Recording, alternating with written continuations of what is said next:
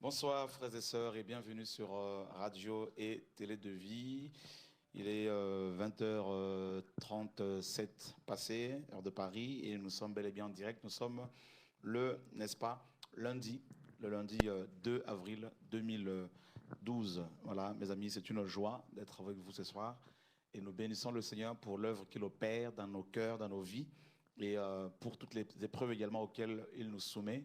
Et comme vous le savez, nous sommes un peuple, n'est-ce pas, un peuple de guerriers, donc un peuple qui, bien sûr, aime la guerre spirituelle, bien sûr, la guerre contre la chair, la guerre contre la religion, contre le système que les hommes établissent. Voilà, que le Seigneur soit béni. Donc, c'est une joie que d'être là avec vous pour, bien sûr, partager la parole, répondre à vos questions. Vous savez que nous sommes arrivés à une époque où il y a vraiment besoin des personnes intègres, des personnes vraies, qui aiment le Seigneur, qui le cherchent de tout leur cœur et qui désirent simplement le servir. Voilà, donc je vous invite à la prière avant le partage de la parole. Seigneur, nous bénissons ton nom pour ta fidélité, pour ta bonté, pour ta grâce, pour ton amour. Merci pour mes bien-aimés, Seigneur, qui sont ici présents, Seigneur, des frères qui t'aiment, Seigneur, qui aspirent à ta parole, à ton l'amour, Seigneur, soit glorifié, soit loué pour tes bienfaits.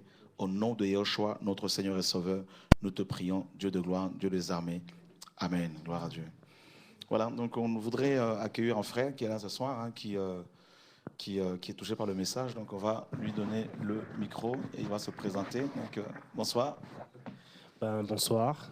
Je suis Lionel, le frère Lionel, Lionel Mariva. Et voilà, quoi. Tu habites Gloire à Champigny. Dieu. J'habite à Champigny, dans le 94. Et à la base, je faisais partie d'une assemblée qui était à Porte Dorée, à Paris. Mais bon, selon justement, on va dire que le Seigneur a parlé à travers toi, mon frère, et m'a fait comprendre que non, il y a des petits trucs qui n'allaient pas. Donc je me suis dit, voilà quoi, je vais sortir de là et je vais essayer d'avoir une formation concrète pour pouvoir vraiment me rapprocher de lui, quoi, parce que je veux voir sa face, je veux voir, voilà quoi.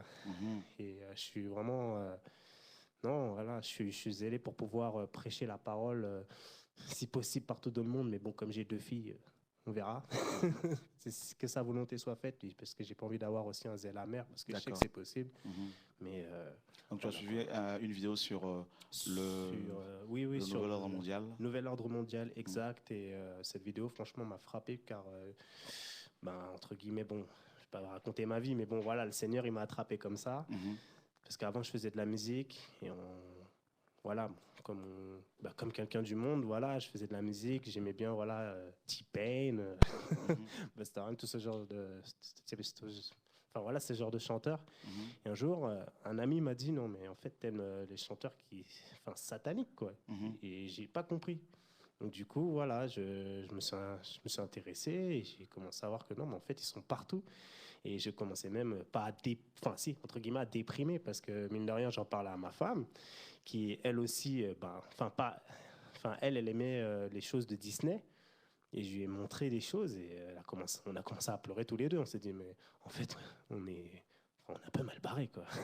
C'est, voilà, quoi. Et en fait, voilà, comme par hasard, je sais qu'il n'y a pas d'hasard. Gloire à Dieu, gloire à Jésus. J'ai regardé une vidéo, je suis tombé sur vous et j'ai fait, mais c'est ça la solution, en fait. C'est Jésus. Gloire à toi, gloire à l'agneau, gloire à toi, papa, et béni sois-tu. Puis, est-ce que ta femme aussi est touchée par le message Franchement, à la base, ma femme était athée. Ok. Et en fait, je devais me baptiser tout seul. Et par la grâce de Dieu, j'ai fait une simple prière. Franchement, je crois, parce que je sais qu'il y a des frères, ils prient pendant 3 heures. Je ne vais pas vous mentir, j'arrive pas. J'essaye, et je vais essayer encore, mais j'arrive pas. J'ai fait une petite prière, je crois, elle a duré un quart d'heure. Et j'ai vu déjà, elle a commencé à s'intéresser. J'ai fait wow. Et en fait, finalement, on s'est baptisés ensemble. Main dans la main, dans l'eau, blam. J'ai fait waouh. Dieu, tu es puissant, et Jésus, oui, tu es puissant, et je suis obligé de m'accrocher au vrai 7, quoi. Je suis obligé. Donc voilà, et du coup, non, elle est baptisée.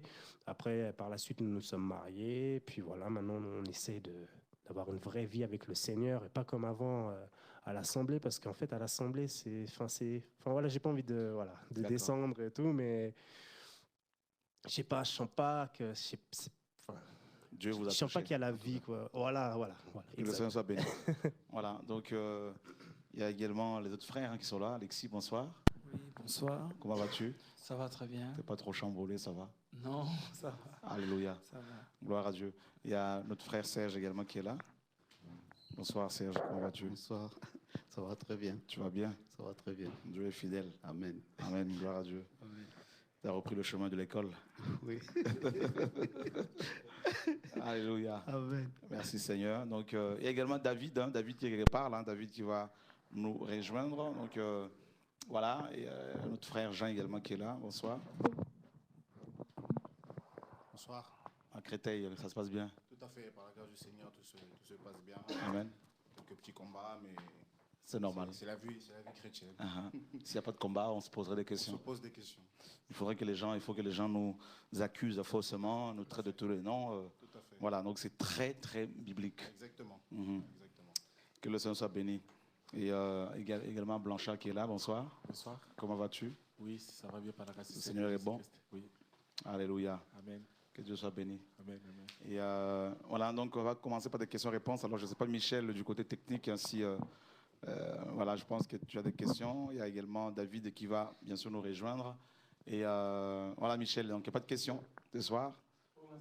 Pour l'instant, il n'y a pas de questions. Donc, ok. Est-ce que vous avez des questions à poser, des questions relatives à la parole, tout ça? Sur l'autonomie, tu as des questions par rapport à l'autonomie? Non, justement, j'en ai plein, mais pas par rapport à ça. C'est pour ça que je posais d'abord la question. D'accord. Alors, voilà, donc on va prendre un passage dans Matthieu chapitre 16.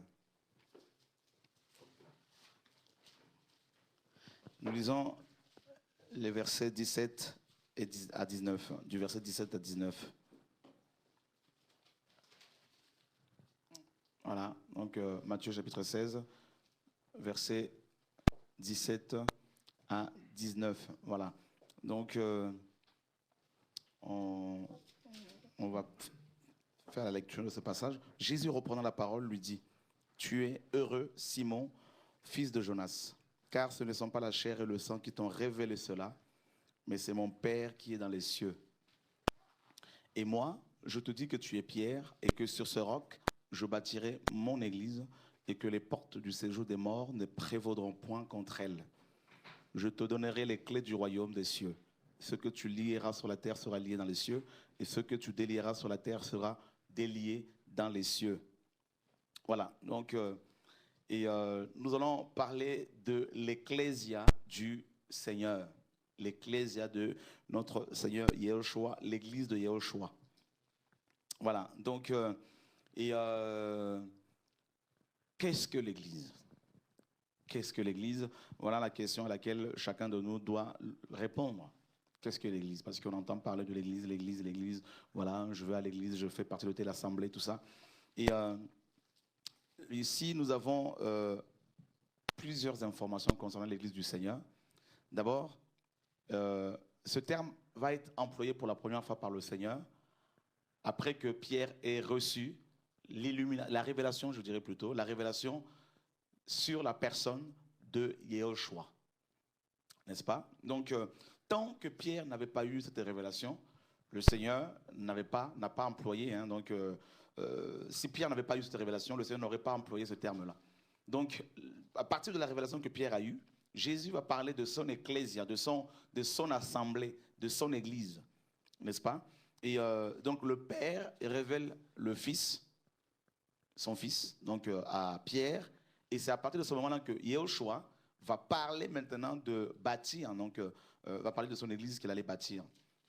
Et il dit que cette église-là, justement, ne pourrait pas être détruite par le royaume de ténèbres, par l'enfer, par le dieu Hadès. Et à la base, le terme ecclésia est un terme, bien sûr, mondain que les Grecs utilisaient au IVe siècle avant Jésus-Christ, n'est-ce pas? Donc, pour la première fois, donc, entre le 5e et 4e siècle avant Jésus-Christ. le terme ecclésia a commencé à être utilisé par les Grecs pour parler de leur réunion, n'est-ce pas, dans la cité, polis, pour, n'est-ce pas, donc ces réunions avaient lieu essentiellement à Athènes, n'est-ce pas, sur l'Agora. Donc, et c'est là, à Agora, que les Grecs avaient été convoqués par les héros qui allaient dans toute la ville pour sonner la trompette afin de convoquer le peuple grec à l'Agora pour siéger, pour s'assembler, n'est-ce pas, dans le but de voter des lois et également d'élire leurs magistrats. Donc, d'après les historiens, cette assemblée grecque, donc l'Ecclésia, comptait entre 4 000 à 6 000 personnes à peu près.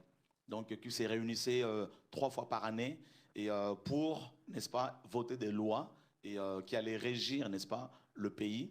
Et également élire leurs conducteurs, leurs magistrats. Donc, cette ecclésia-là n'avait rien à voir avec Dieu, bien sûr. C'était une ecclésia mondaine et composée essentiellement de Grecs qui, n'est-ce pas, devaient bien sûr s'occuper des affaires de leur cité. Donc, cette ecclésia s'est réunissait dans la cité, n'est-ce pas, d'Athènes, et principalement à l'Agora. Voilà. Donc, on voit qu'il y a une corrélation entre l'ecclésia et comment dire, la cité. Il y a un rapport vraiment étroit, n'est-ce pas, entre l'église et la cité. Donc il y a vraiment une corrélation entre ces deux choses, donc l'ecclésia et la cité, ou encore en grec polis, donc la cité. Et alors Jésus, en parlant de son ecclésia, il, n'est-ce pas, parlait également d'une cité, mais une cité qui n'a rien à voir avec les cités de ce monde, n'est-ce pas, avec les nations païennes, mais une cité céleste que nous allons bien sûr découvrir. Donc vous allez comprendre également qu'il y a une corrélation, il y a une corrélation entre l'église du Seigneur et la cité céleste, la Sion céleste. Et et au verset 19 de Matthieu 16, le Seigneur parle des clés du royaume, n'est-ce pas? Donc il est question ici de l'autorité gouvernementale, n'est-ce pas? Donc l'autorité royale. Donc il y a également une corrélation entre l'autorité royale, n'est-ce pas, et l'ecclésia de Yehoshua. Donc vous voyez, donc il y a un rapport vraiment étroit entre l'ecclésia et la cité, l'ecclésia et l'autorité gouvernementale, l'autorité royale, bien sûr, de Yehoshua. Ouais, donc on ne peut pas dissocier la cité de Dieu et l'ecclésia. On ne peut pas dissocier le gouvernement de Dieu et l'église. Voyez, donc c'est vraiment, ces deux choses vont ensemble. L'autorité royale, le gouvernement de Dieu, le gouvernement divin, la théocratie et bien sûr l'ecclésia. Parce que les clés ici, représente l'autorité, n'est-ce pas? Donc le gouvernement. Et voilà, donc il faut vraiment, j'insiste sur la corrélation qui existe entre l'ecclésia et la cité de Dieu. Et parce qu'à la base, il y avait une corrélation entre l'ecclésia grecque et la cité, polis. Donc les Grecs se réunissaient dans la cité, donc à Athènes notamment, pour voter des lois. Et le Seigneur, quand il parle de ce terme, quand il parle de l'ecclésia à ses apôtres, il savait que ces derniers connaissaient, n'est-ce pas, l'ecclésia grecque, n'est-ce pas? Donc les apôtres connaissaient l'histoire de l'ecclésia grecque, forcément. Et toute ecclésia n'est pas de Dieu. D'accord? Donc on va prendre par exemple un autre passage qui nous parle de l'ecclésia dans Actes des Apôtres au chapitre 19, le verset 32. Actes chapitre 19, le verset 32. Est-ce que quelqu'un peut nous faire la lecture? David, c'est possible? Les uns criaient d'une manière, les autres d'une autre, car le désordre régnait dans l'assemblée, et la plupart ne savaient pas pourquoi ils s'étaient réunis. Voilà, donc on peut continuer verset 31. 31 Mm-hmm. Je remonte. Acte 19, 31, ouais. Okay. Quelques-uns même, des Asiarques, qui étaient ses amis, envoyèrent quelques-uns vers lui pour l'engager à ne pas se rendre au théâtre. Voilà, donc ici nous avons une autre ecclésia, mais cette ecclésia n'a rien à voir avec l'ecclésia de Yehoshua. On nous dit ici au verset 29 et verset 32, pardon, les uns criaient d'une manière, les autres d'une autre, car le désordre régnait dans l'assemblée. Donc ici, assemblée, c'est ecclésia. Vous voyez? Et cette ecclésia, ici, se réunissait, s'était réunie dans un théâtre. Et il n'est pas question ici d'un culte qui devait être rendu à Yahvé. Il n'est pas ici question, n'est-ce pas, des offrandes qui devaient être faites à Yahvé. Il n'est pas ici question de l'adoration, n'est-ce pas? Il est question ici, mes amis, d'un rassemblement des païens, des Grecs et des Juifs, païens, donc inconvertis, et donc des personnes qui n'étaient pas du tout en Christ, qui s'étaient rassemblées dans un théâtre grec pour accuser Paul. Mais pourtant, on nous dit que ce rassemblement-là était aussi une ecclésia, une église. Vous voyez, mes amis? Donc, toutes les églises ne sont pas de Jésus, ne sont pas de Dieu. Donc, lorsque vous avez affaire à lorsque les hommes politiques, tels que actuellement avec la prochaine élection présidentielle, n'est-ce pas? Il y a des meetings d'hommes politiques ici et là. Donc, ces rassemblements-là politiques sont des ecclésias, sont des églises aussi. Mais ces églises-là ne se rassemblent pas autour de la parole de Dieu. Ce sont des rassemblements, mes amis, qui ont pour fondement, pour base, n'est-ce pas, pour objectif, l'organisation mondaine. Donc, il est question de la politique, tout simplement, et une politique qui n'a rien à voir avec Dieu. Donc, vous voyez, mes amis, qu'à chaque fois que vous entendez parler de l'Église, il faut bien vérifier pour savoir s'il est question de l'Église de Yehoshua ou de l'Église d'un pasteur, d'un apôtre, d'un pape, ou je ne sais pas, d'un quelconque ministère, je ne sais pas. Voilà. Donc, beaucoup de chrétiens pensent que quand on dit Église du Seigneur, tout de suite, c'est Jésus qui est au centre. Vous voyez? Donc, Jésus dit à Pierre, tu es Pierre, et que sur ce roc, je bâtirai mon ecclésia. Jésus savait qu'il y avait plusieurs autres ecclésias, bien sûr. Donc, il y a l'ecclésia de Yehoshua et les ecclésias d'autres personnes. Et comme je le disais au début de l'enseignement, que l'ecclésia grecque, n'est-ce pas? Dans l'ecclésia grecque, il y avait une corrélation. Il y avait une corrélation entre la cité, police, et bien sûr l'ecclésia, le rassemblement des Grecs. Donc parce qu'ils se rassemblaient dans la cité. Et maintenant, Jésus dit à Pierre qu'il allait bâtir son ecclésia. Cette ecclésia allait avoir pour fondement le roc, c'est-à-dire la parole de Dieu, n'est-ce pas? Et ici, donc on l'a lu dans Actes 19, 32, on nous dit que les uns criaient d'une manière et les autres d'une autre. Et le désordre régnait dans l'ecclésia. Et la plupart ne savaient pas pourquoi ils s'étaient réunis. Et c'est le cas pour la plupart des églises aujourd'hui, où l'on voit, mes amis, une confusion sur le plan, mes amis, spirituel, sur le plan doctrinal également. Et parce que tout le monde n'a pas le même langage. Les uns crient d'une manière, les autres d'une autre. Donc il y a une confusion.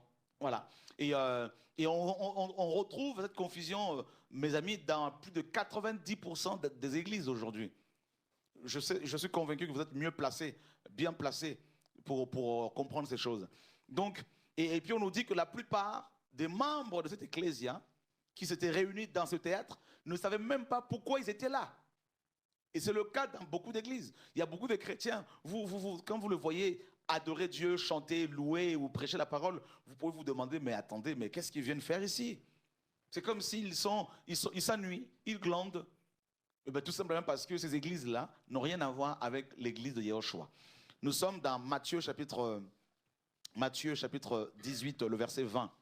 David, s'il te plaît. Matthieu 18, verset 20. Car là où 2 ou 3 sont assemblés en mon nom, je suis au milieu d'eux. Car là où 2 ou 3 sont assemblés en mon nom, je suis au milieu d'eux. Donc l'ecclésia de Yehoshua, n'est-ce pas, est celle qui, mes amis, a pour base la parole de Dieu. Car là où 2 ou 3 sont assemblés, n'est-ce pas, en mon nom, je suis là.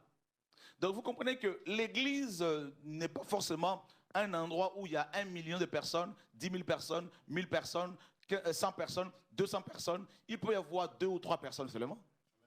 Jésus l'a dit. Là où 2 ou 3 sont assemblés en mon nom. Vous voyez, mes amis, nous devons changer de mentalité, changer de vision par rapport à l'église de Yahushua. Hein, de mentalité sur l'église de Yahushua, véritablement. Et le Seigneur dit que là où 2 ou 3 sont assemblés en son nom, il est là. Et dans Apocalypse chapitre 19, les versets 12 et 13, nous apprenons quelque chose d'important sur le nom de Yahushua, justement. Apocalypse 19, versets 12 et 13. Ses yeux étaient comme une flamme de feu. Sur sa tête étaient plusieurs diadèmes. Il avait un nom écrit que personne ne connaît si ce n'est lui-même. Et il était revêtu d'un vêtement teint de sang. Son nom est la parole de Dieu. Donc quand Jésus dit que là où 2 ou 3 sont assemblés en mon nom, je suis là, ça veut dire que l'église de Yahushua s'assemble autour de la parole de Dieu, au nom de la parole de Dieu. Et mes amis, nous sommes à une génération où la parole de Dieu est de plus en plus méprisée.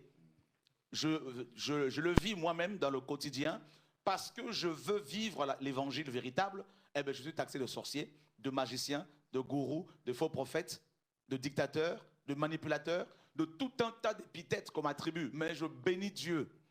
Parce que toutes ces épithètes qu'on m'attribue ne font que, mes amis, me donner plus de force. Parce que vous me connaissez. Plus vous m'attaquez, plus je deviens dangereux. Alléluia. Donc, au contraire, si vous voulez plutôt que je m'affaiblisse, ne m'attaquez pas. Donc, plus vous m'attaquez, plus l'onction, mes amis, s'excite, plus l'esprit s'excite à moi, et plus je parle au nom de Yahushua. Donc, pas parce qu'on veut vivre la parole, notamment en proposant l'autonomie aux gens, beaucoup disent « Shora chasse les gens ». Vous voyez, la mentalité, mes amis, beaucoup sont dans une mentalité humaine concernant l'église de Yahushua. On dit bien l'église appartient à Yahushua, les églises n'appartiennent pas. L'église n'appartient pas à Shora. Et quand Shora maintenant veut rendre l'église à Jésus, les chrétiens même disent non. Mais c'est le monde à l'envers, mes amis. Hein? On va jusqu'à dire non, ce frère a engrossé une femme. Hein? Shora a engrossé une femme, Shora a été avec telle femme. Mais produisez des preuves, amenez ces femmes. Depuis des années, je réclame cela. Vous n'allez pas m'affaiblir. Au contraire, je parlerai au nom de Yahushua parce que le peuple doit être délivré au nom de Yahushua. Gloire à Dieu. Dieu est merveilleux. Dieu est magnifique, mes amis. Nous sommes à une époque où les gens ne veulent plus de la parole de Dieu. Ils veulent prêcher la parole de Dieu pour leur ventre. Ils veulent prêcher la parole de Dieu pour un prestige. Ils veulent prêcher la parole de Dieu, mes amis, pour se faire un nom. Mais ils ne veulent pas la prêcher pour amener les gens à la délivrance véritable et surtout pour élever le Seigneur. Vous voyez, Jésus a dit clairement il dit à Pierre, et moi je te dis que tu es Pétros, c'est-à-dire un petit caillou. C'est le matériau avec lequel Dieu bâtit son église. Dieu ne bâtit pas l'église avec des briques. D'accord? Il dit, c'est avec ce matériau que je bâtirai mon ecclésia. Donc l'église n'appartient pas à un homme. L'église appartient à Yahushua.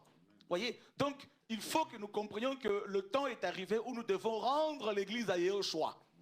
C'est aussi simple que ça, frère, au nom de Yahushua. Et je vous disais tout à l'heure qu'il y a une corrélation, il y a un rapport vraiment étroit entre l'ecclésia, n'est-ce pas, l'ecclésia et, n'est-ce pas, la cité, n'est-ce pas, de Dieu. Donc, c'est vraiment deux choses qui sont intrinsèquement liées. Donc, on ne peut pas les dissocier. Donc, l'Église de Yahushua est liée au gouvernement divin, est liée à l'autorité royale, est liée à la puissance royale. Donc, vous ne pouvez pas les dissocier. Parce que l'Ecclésia a reçu les clés du royaume. Alléluia. L'Ecclésia a reçu les clés du royaume. Ce ne sont pas les clés du Vatican. Ce ne sont pas les clés qui ouvrent les portes du Vatican ou les portes de votre bâtiment d'église. Non. Ce sont les clés gouvernementales pour pouvoir vous permettre, mes amis, d'apporter le réveil personnel dans vos familles, dans vos villes, au nom de Yahushua. Alléluia. Oh, alléluia. Je sens quelque chose qui arrive ce soir là. Il y a quelque chose qui commence à monter là, mes amis là.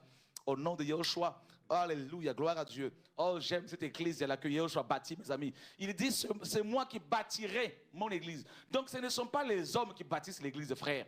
Le frère Shora ne peut pas bâtir une église. Shora ne peut pas te bâtir correctement. Dieu, par contre, peut te bâtir. Au nom de Yahushua HaMashiach.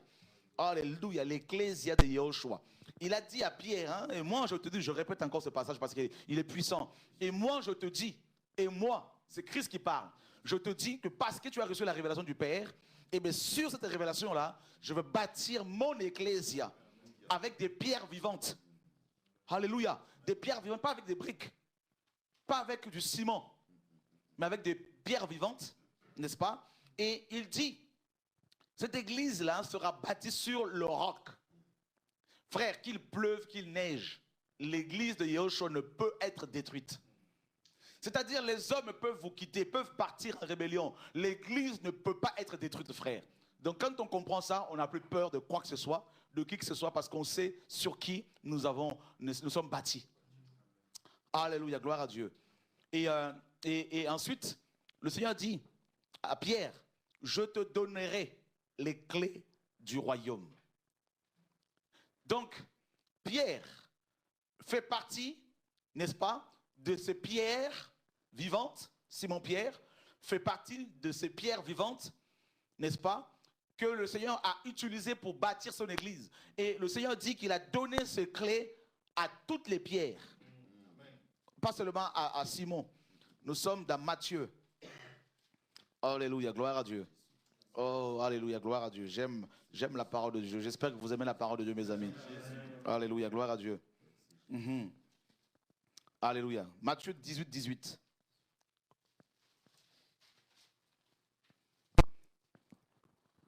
Matthieu 18, 18. Je vous le dis en vérité, tout ce que vous lirez sur la terre sera lié dans le ciel, et tout ce que vous délierez sur la terre sera délié dans le ciel. Vous voyez ici, donc, cette fois-ci, le Seigneur va étendre sur l'ensemble des membres de l'Ecclésia cette autorité gouvernementale. Je vous le dis en vérité, tout ce que vous lierez sur la terre sera lié dans le ciel. Donc, ça veut dire que l'Ecclésia occupe deux sphères et est établie dans deux endroits diamétralement opposés. L'Ecclésia de Yahushua est établie dans les cieux parce que Éphésiens 2 nous dit que nous sommes ressuscités et assis, n'est-ce pas, dans les cieux à la droite du Père en Christ. Voilà la position qu'occupe l'Ecclésia de Yahushua. Elle est établie dans la cité céleste. On le verra. Oh my God. Et cette Ecclésia est également établie sur terre. Donc, ça veut dire que, mes amis, cette Ecclésia, mes amis, est constamment liée, reliée au ciel, n'est-ce pas? Donc, elle est appelée à manifester dans le quotidien le ciel sur la terre. Oh my God. Donc, vous vous rendez compte, frère, l'Ecclésia a le mandat de fermer et d'ouvrir. Hein? Et le ciel applique.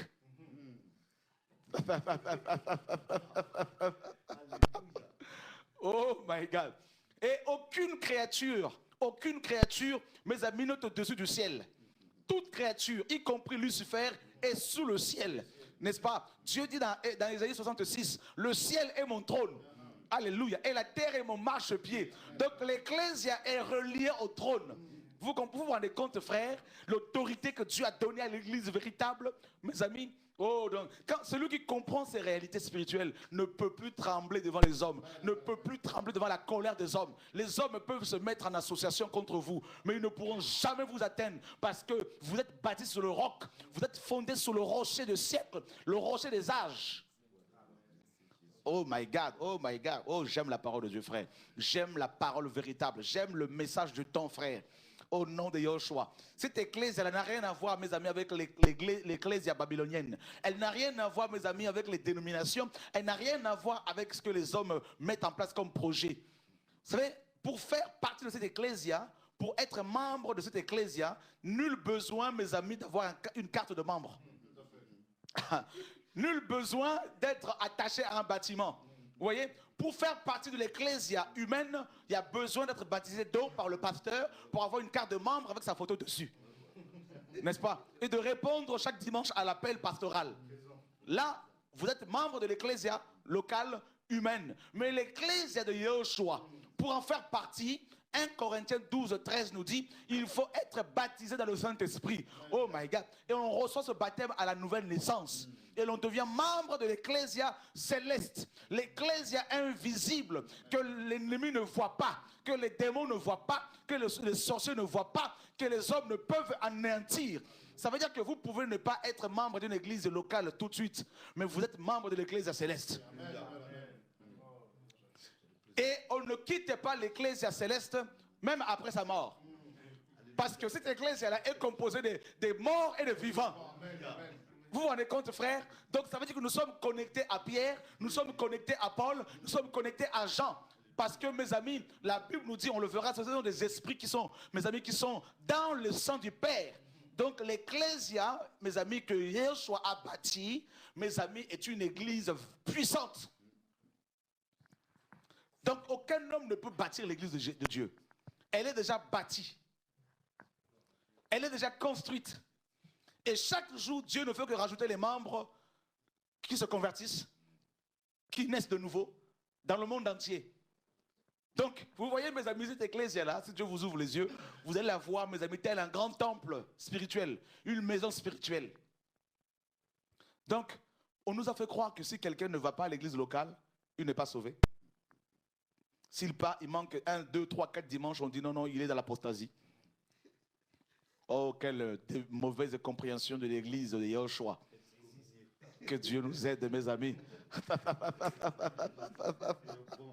Alléluia.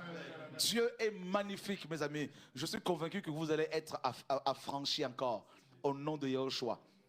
Hein? Donc, après, vous devez savoir que vous dormez dans l'ecclésia, vous vous réveillez dans l'ecclésia. Donc, quand vous dormez la nuit, vous êtes toujours dans l'église. Quand vous travaillez, vous êtes toujours dans l'église.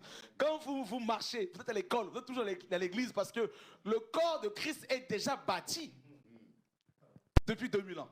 Quand le Saint-Esprit est descendu. Alors, vous vous rendez compte, frère? Oh, que Dieu nous aide. Que Dieu nous aide. Alors, nous sommes dans Hébreux, David, chapitre 12. J'espère que Dieu vous fait du bien. Nous lisons à partir du verset 18 jusqu'au verset 24. Hébreux 12, 18 à 24. Vous ne vous êtes pas approchés d'une montagne qu'on pouvait toucher et qui était embrasée par le feu, ni de la nuée, ni des ténèbres, ni de la tempête, ni de retentissement de la trompette, ni du bruit des paroles, tels que ceux qui l'entendirent demandèrent qu'il ne leur en soit pas adressé une de plus, car ils ne supportaient pas cette déclaration. Même si une bête touche la montagne, elle sera lapidée. Et ce spectacle était si terrible que Moïse dit « Je suis épouvanté et tout tremblant ». Mais vous vous êtes approchés de la montagne de Sion, de la cité du Dieu vivant, la Jérusalem céleste, des myriades qui forment le cœur des anges, de l'assemblée des premiers-nés inscrits dans les cieux, du juge qui est le Dieu de tous, des esprits des justes parvenus à la perfection, de Jésus qui est le médiateur de la nouvelle alliance et du sang de l'aspersion qui parle mieux que celui d'Abel. Waouh! Alors, écoutez, ici, il y a des grandes illuminations que Dieu va nous donner là. Terrible. Concernant l'ecclésia véritable. Je vous disais au début de l'enseignement qu'il y a une corrélation entre l'ecclésia d'Athènes et l'agora, donc la cité d'Athènes, l'agora, également l'endroit où cette ecclésia païenne se réunissait. Il y a également une corrélation entre l'ecclésia de Yeshua, l'église véritable, et la cité de Dieu, la cité céleste. Alors l'auteur de cette épître, donc l'épître aux Hébreux, qui était lui-même un Hébreu, adresse cette lettre à ses compatriotes, aux chrétiens d'origine hébraïque, d'origine juive, qui avaient du mal à comprendre la grâce et qui, malgré le fait qu'ils avaient accepté Yeshua, faisaient quand même mélanger quand même la grâce et la loi. Alors l'auteur a été poussé par le Saint-Esprit pour écrire cette lettre afin d'éclairer ses amis, ses compatriotes sur la grâce. Alors, il nous parle ici de 2 montagnes, n'est-ce pas? Il nous parle de 2 montagnes. Il nous parle de la montagne de Sina, ou la montagne de Sinaï, et la montagne céleste, la Sion céleste. Alors, il nous parle également de 2 assemblées, de 2 ecclésias. L'ecclésia mosaïque, l'église de Moïse, et l'église de Yeshua. D'accord? Parce que les enfants d'Israël, dans le désert, constituaient une église également. N'est-ce pas? Moïse était l'image de Christ qui est allé chercher les enfants d'Israël en Égypte, pour les amener dans le désert. Ensuite à Canaan. C'est exactement ce que Jésus-Christ a fait. Et la première église, celle de Moïse, celle qui était terrestre, nous dit l'auteur, s'était approchée de la montagne de Sinaï. Cette montagne de Sinaï, mes amis, ne pouvait pas être touchée, même si un animal l'a touchée, il était foudroyé. Cette église ne pouvait pas s'approcher de Dieu parce qu'elle était, mes amis, condamnée par la loi à cause de son péché. Cette église avait peur de Dieu, l'église de Moïse. Si vous lisez Exode 19, vous verrez que Dieu disait à Moïse, il fallait faire, n'est-ce pas, mettre une limite que les enfants d'Israël ne devaient pas affranchir. Et l'auteur nous dit que la montagne de Sinaï était embrasée tellement par le feu, tellement qu'elle était embrasée, que même Moïse était épouvanté. Il était, mes amis, tremblant. Alors, cette église-là, qui s'était approchée de la montagne de Sinaï, de cité de ce monde, elle n'est pas céleste. Et nous allons définir le mont Sinaï pour comprendre un peu, mes amis, le message de ce soir. Parce que beaucoup de chrétiens, beaucoup de pasteurs, beaucoup d'églises aujourd'hui se sont approchés de la montagne de Sinaï, malheureusement. Allons définir maintenant le mont de Sinaï, ce que c'est, avant de continuer l'explication de Hébreux 12. Nous sommes dans Galates, chapitre 4. Nous lisons à partir du verset 21 jusqu'au verset 26. Dites-moi, vous qui voulez être sous la loi, ne comprenez-vous point la loi? Car il est écrit qu'Abraham eut 2 fils, un de la femme esclave et un de la femme libre. Mais celui de l'esclave naquit selon la chair, et celui de la femme libre naquit en vertu de la promesse. Ces faits ont une valeur allégorique, car ces femmes sont 2 alliances. L'une du mont Sinaï, enfantant pour la servitude, c'est Agar, car Agar c'est le mont Sinaï en Arabie, et elle correspond à la Jérusalem actuelle qui est dans la servitude avec ses enfants. Mais la Jérusalem d'en haut est libre, c'est notre mère. Donc, vous voyez que le mont Sinaï, Paul nous dit que correspond à Agar. D'accord? Le mont Sinaï correspond à Agar. Or, Agar était une Égyptienne. Agar était l'esclave de Sarah. Donc, les églises, la plupart des églises aujourd'hui se sont approchées de la montagne de Sinaï, de Moïse. Voilà pourquoi beaucoup de chrétiens sont encore esclaves des pasteurs. Vous comprenez maintenant l'illumination? Alléluia. Vous comprenez pourquoi beaucoup de pasteurs, mes amis, deviennent de véritables chefs d'entreprise? Parce qu'ils se sont approchés de la montagne de Sinaï. Vous voyez? Et la montagne de Sinaï correspond à Agar, correspond à l'Égypte. Or, l'Égypte, la définition d'Égypte, c'est quoi? Égypte signifie terre de dépression. Voilà pourquoi beaucoup de ces chrétiens sont dans la dépression. N'est-ce pas? Beaucoup de ces pasteurs sont dépressifs. N'est-ce pas? Et que Dieu nous aide. Et le mont de Sinaï, Sinaï signifie épineux. Et dans la Bible, selon Luc chapitre 8, les épines, d'après la parabole du 4 terrains, les épines représentent les soucis du monde. Voilà pourquoi, dans ces églises-là, mes amis terrestres, les chrétiens se soucient plus de leur lendemain.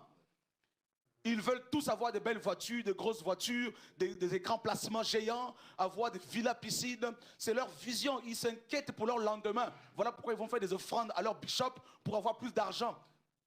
Comme les adorateurs chez les Babyloniens faisaient des offrandes à Baal pour avoir de la pluie. Alléluia. Que Dieu nous ouvre les yeux. Je vous dis, frère, l'heure est grave. Dieu donne encore des rouleaux nouveaux pour que les écailles tombent encore, frère. Et Sinaï en arabe signifie Djebel et Moussa, c'est-à-dire la montagne de Moïse. Et les églises, mes amis, beaucoup d'églises aujourd'hui se sont approchées de la montagne de Moïse. Parce que Moïse, c'est la condamnation. Moïse, c'est l'esclavage. Moïse, mes amis, c'est le voile. Et le mont Sinaï correspond également à la Jérusalem terrestre, qui est dans la servitude avec ses enfants.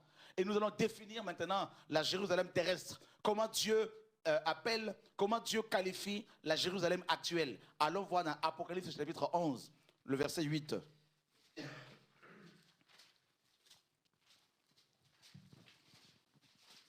Apocalypse 11 au verset 8. Et leurs cadavres seront sur la place de la grande ville qu'on nomme symboliquement Sodome et Égypte, la même où leur Seigneur a été crucifié. Jésus a été crucifié à Jérusalem. Et la Bible nous dit que Jérusalem actuelle, donc Agar, est comparée spirituellement à l'Égypte et à Sodome et Gomorrhe. Vous vous rendez compte? Donc, voilà mes amis, la ville à laquelle sont rattachées la plupart des églises aujourd'hui. Voilà pourquoi elles font de la politique. Maintenant, elles veulent régner sur terre. Elles vous font croire que c'est par elles que le royaume sera établi sur terre. N'est-ce pas? C'est Sodome. Pourquoi Sodome? Eh bien, vous savez ce que c'est dans Sodome, là-bas, selon Genèse 19. Mes amis, les Sodomites étaient des grands pervers, des grands pécheurs devant l'Éternel. Du plus petit jusqu'au plus grand, ils pratiquaient l'homosexualité, le lesbianisme. Au point où beaucoup parmi eux voulaient coucher avec les anges que Dieu avait envoyés auprès de Lot. Au point où même les filles de Lot, bien que Lot était un homme juste, mais les filles de Lot l'ont enivré et ont couché avec leur père. Vous voyez mes amis, l'inceste était pratiqué dans Sodome et Gomorrhe. Et c'est exactement ce qui se passe aujourd'hui, où nous voyons beaucoup de pasteurs coucher avec leurs enfants dans la foi. Il y a l'inceste spirituel, n'est-ce pas? Dans Sodome et Gomorrhe, mes amis, il y avait quoi? Il y avait, mes amis, le péché, l'immoralité sexuelle. Très poussé. Et c'est exactement ce que nous voyons dans la plupart des églises aujourd'hui. Et dans l'Égypte, il y avait quoi, frère? Dans l'Égypte, on voit Pharaon. Pharaon, mes amis, dans Exode 1, 2, faisait construire ses magasins par les enfants d'Israël, qu'il traitait comme des esclaves. Et combien de pasteurs, mes amis, ne font-ils pas construire leur maison par les frères et sœurs? Combien de pasteurs, mes amis, ne sont-ils pas servis par des chrétiens comme de véritables pharaons? Vous voyez, frère? Il y a des chrétiens pour conduire leur voiture, pour s'occuper de leurs enfants, pour amener leurs enfants à l'école, des chrétiens pour faire à manger chez eux, des chrétiens pour porter leur Bible, des chrétiens, mes amis, pour réparer leur voiture, des chrétiens, mes amis, pour s'occuper de leur plomberie, mes amis, pour déboucher leurs toilettes, tout ça, des chrétiens, mes amis, qui sont leurs partenaires financiers. Eh bien, nous avons l'esprit de l'Égypte qui a affecté beaucoup d'églises, beaucoup de ministères. Et beaucoup de gens ne veulent pas que je crie. Même dans nos ministères ici, même à l'intérieur ici, je dénonce. Au nom de Yahushua. Je vous dis, frère, je ne veux plus me taire. Je vais dénoncer. Et j'ai des preuves, même de certains qui étaient avec moi, des preuves orales que des frères et sœurs ont données. Des travers de ces hommes. Et des preuves écrites. Et j'attends, quand Dieu me dira c'est le moment, je vais vous les présenter. Et vous saurez exactement ce qui se passe. Pourquoi aussi je suis combattu comme ça. Donc pour l'instant, que ces personnes se repentent véritablement. Vous voyez, frère, c'est l'Égypte, l'esprit d'Égypte qui affecte les gens, qui affecte les ministères. Pharaon était là, dans ce pays, dominant sur le peuple, persécutant les enfants d'Israël, n'est-ce pas? Leur faisant faire des travaux sans les payer. Et combien de pasteurs font-ils travailler les chrétiens sans leur donner un salaire? Mes amis, quand on mange l'argent qui était destiné aux orphelins, aux veuves, on doit se repentir.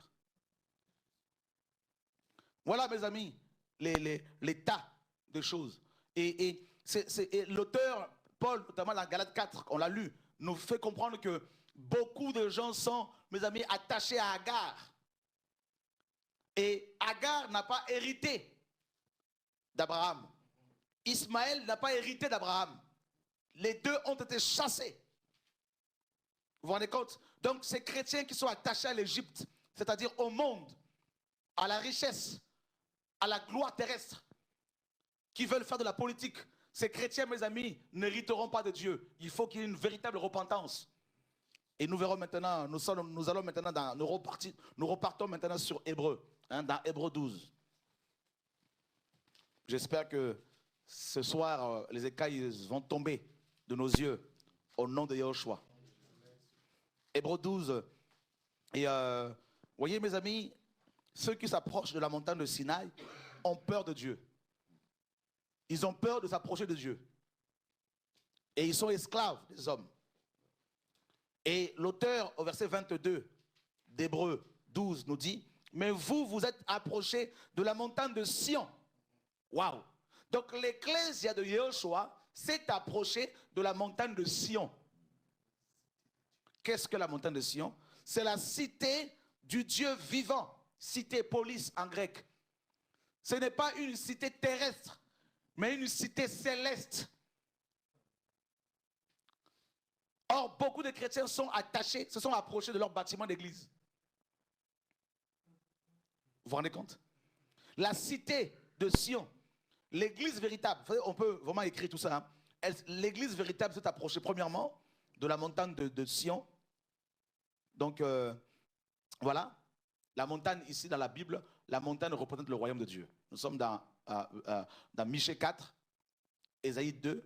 Donc, les montagnes dans la Bible représentent les royaumes. Donc ici, il est question de la montagne céleste, c'est-à-dire le royaume de Dieu. Donc premièrement, l'Église s'est approchée, n'est-ce pas, du royaume de Dieu. Voilà pourquoi dans Matthieu 16, Jésus disait à Pierre, je te donne les clés du royaume. Ce royaume n'a rien à voir avec le royaume de ce monde, frère. Jésus a dit à Pilate, dans Jean 18, que mon royaume n'est pas de ce monde. Alléluia. De la cité du Dieu vivant. Et Paul nous dit par rapport à cette cité, dans Philippiens 3:20, notre cité est là-haut, il a dit. Et dans Hébreux 13:14, il est dit, car nous n'avons point ici-bas de cité permanente, mais nous cherchons celle qui est à venir. Waouh! Donc l'église véritable ne s'attache pas à la terre. L'église véritable ne s'attache pas aux villes de ce monde. L'église véritable, mes amis, ne cherche pas à gouverner la terre. L'église véritable ne cherche pas à s'impliquer dans la politique. L'église véritable, frère, elle est attachée à la cité céleste. Et elle est persécutée par les cités de ce monde. Alléluia, gloire à Dieu. Dieu est bon, mes amis. Et Paul nous dit également, l'auteur de l'épître aux Hébreux, au chapitre 11, verset, n'est-ce pas, 10, il est dit que Abraham attendait la cité qui a de solides fondements, celle dont Dieu est l'architecte et le constructeur. C'est la cité céleste. Et troisièmement, l'église véritable s'est approchée de la Jérusalem céleste. Waouh! Qui n'est pas du tout comparée à Sodome et Gomorrhe, à l'Égypte. Mais elle est céleste. Et Colossiens 3 nous dit que si vous êtes mort en Christ et ressuscité en lui, cherchez les choses d'en haut. Alléluia. Quatrièmement, l'église véritable s'est approchée des myriades qui forment le cœur des anges. Cette église-là, mes amis, elle est servie par les anges. Vous voyez, le cœur des anges ici, c'est l'adoration. C'est des chants nouveaux, des louanges à la gloire de Yahvé. Donc l'église véritable s'est tellement approchée du cœur des anges qu'elle adore Dieu par des cantiques nouveaux. Pas des chants, pas du rap, pas de la New Jack, n'est-ce pas? Pas du R&B. Pas avec le R&B, pas avec la New Jack, pas avec le rap, pas avec du rock. Tout ça là, ça vient de l'enfer. Vous voyez, le cœur des anges. Et cinquièmement, l'église véritable s'est approchée de l'assemblée, c'est-à-dire ecclésia.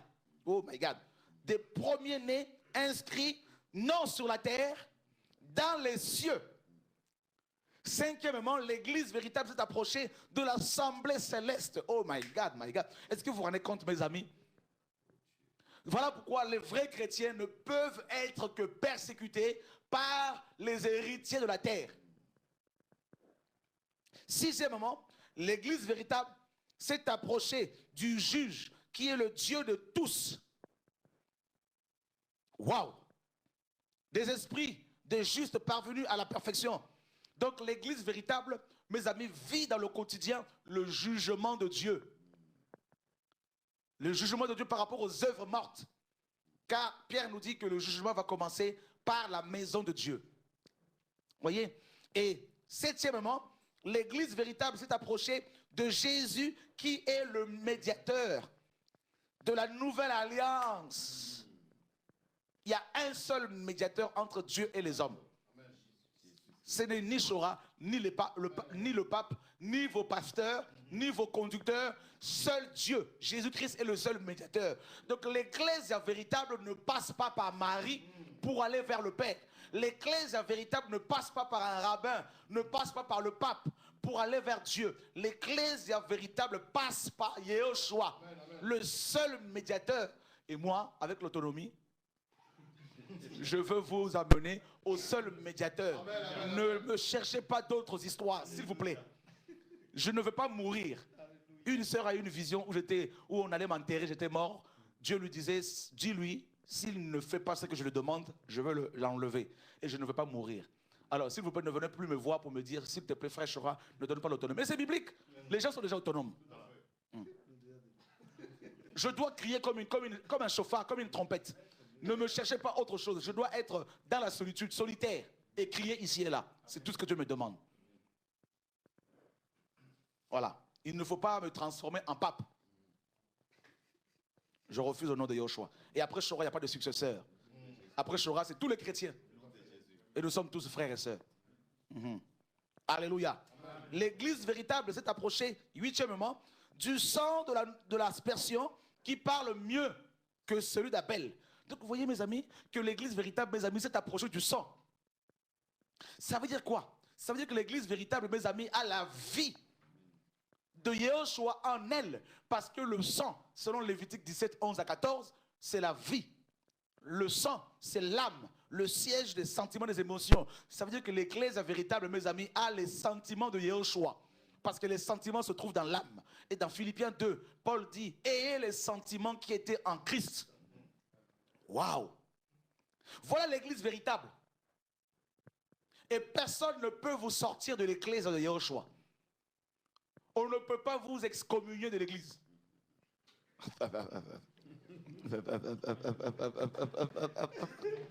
Oh mon Dieu. Alléluia. Oh Dieu est grand frère. Dieu est bon. Voilà l'église de Yeshua. Elle est rattachée à la cité céleste.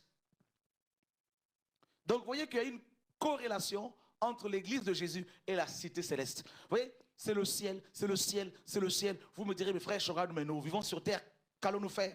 Mais oui, mais par notre témoignage, par notre vie sanctifiée, dans le quotidien, nous manifestons, nous sommes appelés à manifester le royaume de Dieu. Ça veut dire que nous régnons sur le péché. Oui, nous devons régner sur le péché, régner sur les œuvres de la chair, régner sur, mes amis, le mensonge, régner sur le péché, régner sur, mes amis, la chair. Mais régner par la politique, non, parce qu'il y a le nouvel ordre mondial qui est là, il y a le gouvernement mondial qui sera officialisé bientôt. Voyez, d'ailleurs notre président a fait un discours à Strasbourg disant, n'est-ce pas, carrément aux hommes là-bas, à ses partisans, qu'il avait besoin de leur aide pour, n'est-ce pas, qu'il instaure le nouvel ordre mondial. Donc vous voyez mes amis, la prophétie biblique doit s'accomplir. C'est celle qui annonce, mes amis, le gouvernement mondial. Alors l'église véritable sera persécutée. Alors il ne faudrait surtout pas perdre la vision. Frère, notre cité, c'est là-haut. L'église véritable. Et nous avons malheureusement de plus en plus de ministères, de pasteurs, de dirigeants qui veulent devenir riches à l'instar du messager de l'église de Laodicée. Ceux-là, mes amis, si vous les avertissez et qu'ils refusent de vous écouter, continuez à suivre votre marche au nom de Yeshua. Continuez. Et l'ecclésia de Yeshua ne peut pas être dirigée par les hommes. Elle est dirigée par le Saint-Esprit. Elle est déjà construite. Elle est connue du Seigneur seul. Dieu seul la connaît. Dieu seul connaît tous ses membres. Oui, cette ecclésia trouve son caractère physique dans, n'est-ce pas, les églises de maison ici et là, les églises de ville. Mais les véritables églises, mes amis, ne sont connues que du Seigneur. Voyez? Et le Seigneur a dit clairement qu'il allait bâtir son église. Cette église a pour fondement la parole. Mes amis, parce que Dieu me demande de dire toutes ces choses haut et fort, je ne suis pas aimé, je paye un prix énorme, mes amis. Et je perds de plus en plus des amis. Mais je rends grâce au Seigneur. je goûte de plus en plus à la solitude. Mais je rends grâce au Seigneur pour cette grâce qu'il m'accorde. Celle de respirer, d'avoir la force d'annoncer toutes ces choses haut et fort. Et pour m'empêcher de parler, des langues, des vipères se lèvent de plus en plus ici et là pour m'attribuer des choses. Oh, le frère Chora est soutenu par les Américains, par des lobbies juifs, des juifs américains, par des églises de l'Amérique latine. Oh non, le frère Chora est allé au Bénin pour avoir le vaudou. Oh non, le frère Chora, il est sorti avec telle femme, avec telle personne. Oh non, mais c'est un voleur. Oh non, c'est un menteur. Frère, pourquoi? Toutes ces choses-là me sont attribuées. Pourquoi? Parce que je veux annoncer cette parole. Jésus a été traité de Belzébul. Il y a même un évangile qu'on a écrit. L'évangile de Philippe, de Thomas, notamment, où l'on dit carrément que Jésus-Christ aurait eu des rapports intimes avec Marie de Magdala, avec des enfants. Si on l'a fait pour Jésus, pourquoi pas moi? Alors, tout ça, mes amis, parce que Dieu me dit, dénonce. Nous dénonçons le péché, la compromission, et ces personnes, au lieu de se repentir, elles se victimisent pour appeler les frères et sœurs dans les coulisses, disant que non, on m'a accusé faussement. Mais les preuves sont là. Les preuves sont là. Il faut se repentir. De l'argent a été extorqué. Et cet argent, une partie, je ne dirais même pas une partie. La personne a pu rembourser un tout petit peu. Et toutes ces choses, mes amis, que les frères et sœurs dénoncent, il faut qu'il y ait une véritable repentance. Que Dieu nous garde. Parce que beaucoup de gens se sont attachés à la terre, à une église terrestre, une église charnelle, à une fausse vision concernant le ministère. Eh bien, beaucoup sont tombés, beaucoup tombent, parce qu'ils confondent l'ecclésia de Yahushua, qui est céleste, avec les églises des hommes. Quand on médite Hébreux chapitre 11, la parole nous dit que les hommes et les femmes qui ont vécu la foi d'Abraham n'étaient pas dignes de ce monde. C'était des hommes qui étaient dénués de tout, qui étaient pourchassés, qui étaient vêtus en vêtements d'animaux, en vêtements en peau de brebis. Où sont ces hommes et ces femmes, mes amis, dénués de tout, qui aiment le Seigneur, qui prêchent la vérité, qui vivent la vérité également? Nous sommes convaincus que ces hommes et ces femmes sont de plus en plus suscités par le Seigneur, qui ne sont pas matérialistes et qui sont, mes amis, détachés de ce monde, détachés du monde, et qui prêchent la parole gratuitement. Au nom de Yahushua. Alléluia. Dieu est grand. Combien de chrétiens que vous connaissez qui sont attachés à Agar, qui sont attachés à la Jérusalem terrestre, qui sont attachés, mes amis, à Moïse? Oui, il y en a beaucoup, mes amis. Énormément. Et ils sont esclaves du système des hommes. Esclaves des hommes. Esclaves du péché, de la compromission. Le Seigneur me dit, donne l'autonomie à toutes les églises, à mon peuple. Donc il y aura une autonomie le 12 mai prochain de toutes les églises de France que nous avons pu implanter. Elles sont déjà autonomes, mais nous allons officialiser les choses. Et ensuite, ce sera les églises de d'autres pays. Et Dieu m'a dit, maintenant tu vas crier comme un chauffard sur toute la France, dans toute la France. Tu vas sillonner la France pour crier, crier, crier, crier, que je reviens bientôt, que mon peuple doit se préparer à mon retour. Et également former mon peuple ici et là, et le laisser avec moi. Et dénoncer avec force, véhémence, le péché. Et c'est exactement ce que Dieu me demande. Cette nouvelle vision à laquelle il m'appelle, je veux, mes amis, l'accomplir avec beaucoup, beaucoup de joie. Et je dis oui à son appel. Je dis, Seigneur, je dirai tout ce que tu me diras de dire. Je ferai tout ce que tu me diras de faire. Même s'il faut que je laisse ma vie, je le ferai. Au nom de Yahushua. Et j'ai besoin de vos prières, vos soutiens, vos conseils pour répondre à ce nouvel appel que Dieu m'adresse. J'ai formé des gens depuis 13 ans. 13 ans, c'est déjà pas mal. J'ai marché avec des frères et sœurs depuis 13 ans. Pendant 13 ans, on a vécu de belles choses et je dois passer à autre chose. Et c'est quelque chose qui bouillonne dans mon cœur parce qu'il y a des milliers de chrétiens qui sont de par le monde et qui ont besoin d'entendre parler de ces choses. Mais mon cœur, mes amis, bouillonne de plus en plus pour la France, pour l'Europe. Et je dois aller vers ces Français, vers ces frères et sœurs, partager la parole avec eux, les encourager et leur dire que Yahushua est en train de revenir. Que l'homme impie est pratiquement sur terre, qu'il faut se réveiller. Il y a beaucoup qui tombent, mais mes amis, vous devez savoir ce que vous voulez. Moi et ma maison, nous servirons l'Éternel. Alléluia. Donc il y aura ce centre de formation qui sera opérationnel dès juin. Bientôt, il y aura un site internet qui sera en ligne et qui est pratiquement fini. Et donc, avec ce site, vous aurez toutes les informations concernant ce centre de formation où vous pourrez venir vous former pendant 1 semaine, 2 semaines. À chaque fois qu'il y aura une session de formation, on mettra les informations sur ce site. Vous pourrez vous inscrire en ligne gratuitement et venir sur Paris, vous loger vous-même, n'est-ce pas? Et ensuite venir vous former gratuitement pendant 1 semaine, 2 semaines.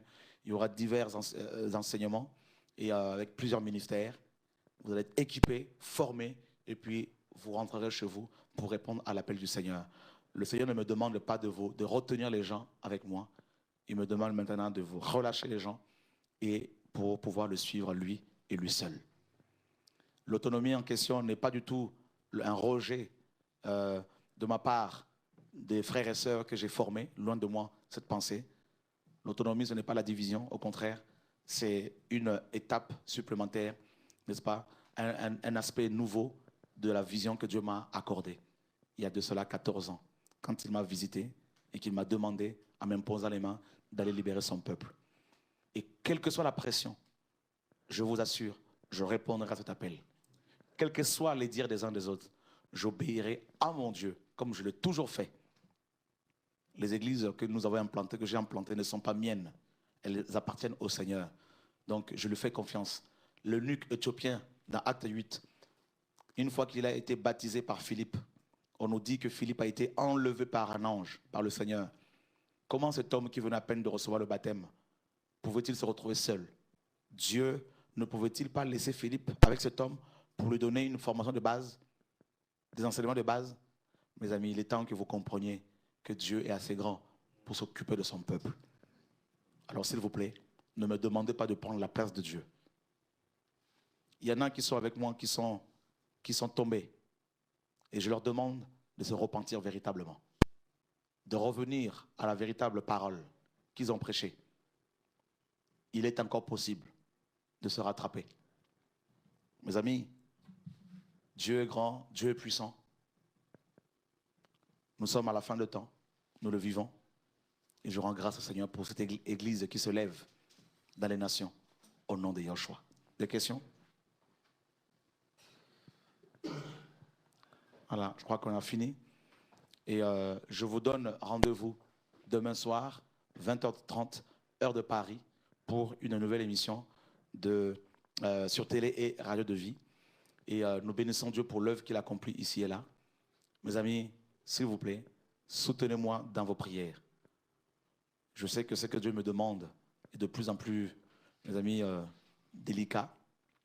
Mais comme je l'aime, je veux lui obéir. Au nom de Yahushua. Amen.